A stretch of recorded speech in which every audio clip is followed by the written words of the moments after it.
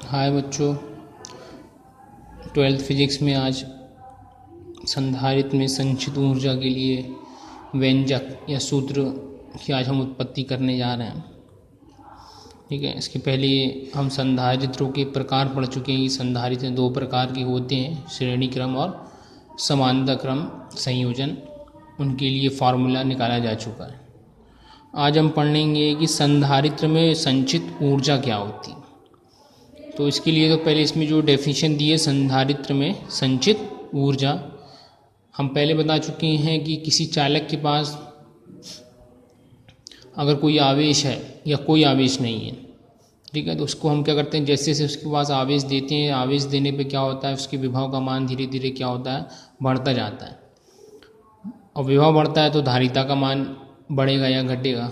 ठीक है, तो संधारित्र में अगर हमें धारिता का मान बढ़ाना घटाना है तो उसको पूरा किस पे निर्भर करता है, विभव आवेश पे निर्भर करता है।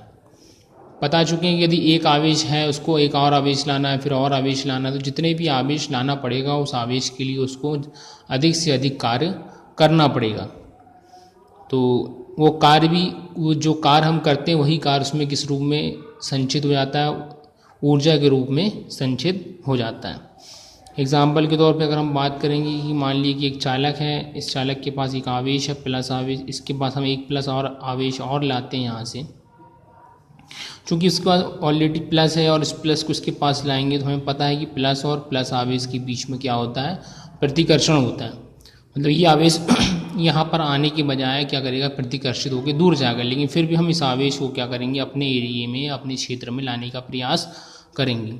तो इस आवेश को यहाँ तक लाने के लिए हमें क्या करना पड़ेगी, मेहनत करना पड़ेगी, कार्य करना पड़ेगा। वही कार्य इसमें संचित ऊर्जा के फॉर्म में संचित हो जाता है। तो ये डेफिनेशन छोटी सी इसमें लिख लेंगे। उसके बाद यहाँ से हमने व्यंजक आपको लिए लिखा है, तो व्यंजक आप देख के कर सकते हैं। तो हमने सबसे पहले माना कि जो संधारित्र की दो प्लेटें होती हैं, पहली प्लेट के पास हमने क्या दिया है, प्लस क्यू आवेश है। पहली प्लेट पे अगर प्लस क्यू आवेश है तो दूसरी प्लेट पे क्या होगा, माइनस क्यू आवेश होगा। तो उनके मध्य विभवांतर निकालेंगे तो फार्मूला हो गया V बराबर Q अपॉन C। ठीक है, ये धारिता वाले फार्मूले से हमने लिखा है C बराबर Q अपॉन V होता है, तो यहाँ V का मान निकाला, विभवांतर कितना आएगा, V डैश मान लिया यहाँ पर Q अपॉन C। ठीक है, अब हम मानते हैं कि दोनों प्लेटों के मध्य हमने कुछ आवेश लाया, एक छोटा आवेश है DQ। ठीक है, अल्प आवेश को हम क्या करते हैं, दूसरी प्लेट से कहाँ तक लाते हैं, पहली प्लेट तक स्थानांतरित किया जाता है। तो अब इस आवेश को लाने में फिर थोड़ा सा कार्य करना पड़ेगा, क्योंकि ये नया आवेश है। तो जो कार्य होगा, कार्य के लिए फार्मूला हो गया V बराबर W into D Q, D W equal V into D Q. ये कहाँ से आया, ये फार्मूला हमने विभव में लिखे हैं, V बराबर W अपॉन क्यू होता है। ये फार्मूला हम पहले लिख चुके हैं, ठीक है, विभव के लिए। ठीक है, तो यहाँ से हमने किसका मान निकाला है, कार्य का निकाला है, तो कार्य बराबर V इंटू क्यू हो गया। चूँकि अल्प कार्य कर रहे हैं, आवेश भी छोटा है, तो यहाँ डी डब्ल्यू और आवेश के लिए डी क्यू लिया है, क्योंकि बहुत छोटा सा आवेश लाने की कोशिश कर रहे हैं। विभव का मान ऊपर से हम कितना निकाल चुके हैं, Q अपॉन C। हमने बताया है कि ऊपर विभव का मान कितना है, Q upon C। Q upon C यहाँ रख देंगे तो तुम्हारा ये हो जाएगा D W equal Q upon C into D Q. ये तो छोटा कार्य हो गया।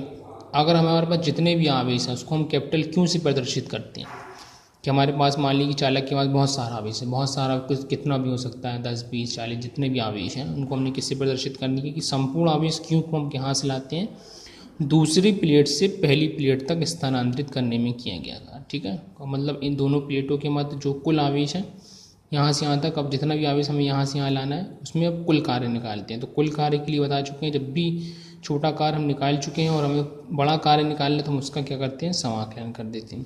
समाकलन कहाँ से करें, 0 से Q, मतलब प्रारंभ में हमने कोई आवेश नहीं था, फिर हम धीरे धीरे आवेश लेते लेते कहाँ तक पहुँच गए, कैपिटल Q, मतलब जितना भी आवेश है वहाँ तक पहुँच गए। तो Q से 0 से Q तक आवेश लेने में किया गया कार्य कितना आएगा, यही फार्मूला है, इंटीग्रेशन कर दिए, Q upon C into D Q यहाँ पर पुट कर दी हमने वैल्यू। फुल कार्य कर रहे हैं तो यहाँ डी डब्ल्यू नहीं लेंगे, हम क्या लेंगे, W लेंगे। समाकलन करेंगे तो ये 1 अपॉन C कॉन्स्टेंट है, ये बाहर आ जाएगा। अब Q का समाकलन करेंगे तो Q का समाकलन कितना हो जाएगा, Q स्क्वायर बाई 2। ठीक है, फार्मूला आपको पता है समाकलन का कि x की पावर n का समाकलन कितना होता है, n प्लस 1 x की पावर n+1 अपॉन n+1, मतलब जो पावर होती है ऊपर एक बढ़ जाती है और नीचे भी एक उसमें जुड़ जाती है। तो पावर 2 है तो नीचे भी 2 आ जाएगा। ये इसका समाकलन हो गया। अब लिमिट रखेंगे तो पहले क्यों रखेंगे, तो क्यों रखेंगे तो कितना हो गया, क्यू² माइनस 0 रखने पे तो 0 हो जाएगा, तो ये 0 हो गया। तो इनटू कर देंगे तो W इक्वल कितना कि 1/2 Q² अपॉन C। ये आ गई कार। अब यही कार हमारे पास किस फॉर्म में जनरेट हो जाएगा, यही जो कार है वो यही क्या है, ऊर्जा है। इसी कार्य को हम बोलेंगे संचित ऊर्जा। तो V U जो मानना मान सकते हैं, यहाँ पर हमने U माना है, U equal 1/2 Q² upon C। ये ऊर्जा आ गई। अब ऊर्जा के और भी फॉर्म है, और भी फॉर्म मतलब हम यहाँ पर वैल्यू बदल सकते हैं। अभी ये Q और C के टर्म में है, हम चाहेंगे तो उसको V और C के टर्म में ले आएंगे, ठीक है, या फिर Q और V के टर्म में ले आएंगे। तो मतलब तीनों टर्म में निकाल सकते हैं, चूँकि हमारे पास विभव में क्या क्या होता है, धारिता होती है, विभव होता है और आवेश होता है। तो तीनों के में से हम दो के फॉर्म में करके निकाल सकते। तो हम इसी को समीकरण 1 देंगे। Q इक्वल क्या होता है, CV, ठीक है, धारिता के फॉर्मूले से। तो यहाँ Q की वैल्यू यहाँ पुट कर देंगे समीकरण 1 से, तो 1/2 क्योंकि ये हमने क्या रख दिया है, CV का होल स्क्वायर, ठीक है। तो ये C² V² अपॉन C, एक C से एक C कैंसिल हो जाएगा, तो 1/2 CV का स्क्वायर, एक फार्मूला ही आ गया, ठीक है। दूसरे फार्मूले की बात करेंगे तो फिर हम C को इस धारिता वाले फार्मूले से हम क्या निकालेंगे, C का मान। तो C इक्वल कितना है, Q/V है, ठीक है। Q/V अब यहाँ रख देंगे C की जगह, तो 1/2 Q/V इंटू V का स्क्वायर, एक V से V कैंसिल हो जाएगा, तो 1/2 QV, ये एक फार्मूला आपका ये आ गया, ठीक है। तो हमारे पास 3 फार्मूले हो गए, एक ये हो गया, एक ये हो गया, और लास्ट में हमने जो निकाला है ये हो गया। ये 3 फार्मूले हमारे किसका, ऊर्जा के सेम हैं, मतलब अलग अलग टर्म में है, ठीक है।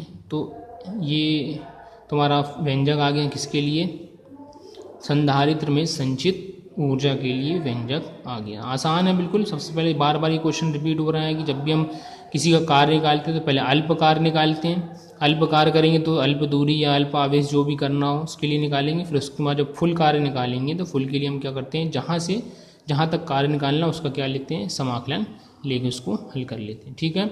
तो ये इसमें एक डेरिवेशन आपका यहाँ कंप्लीट हो गया, ठीक है। इसमें इतना ही।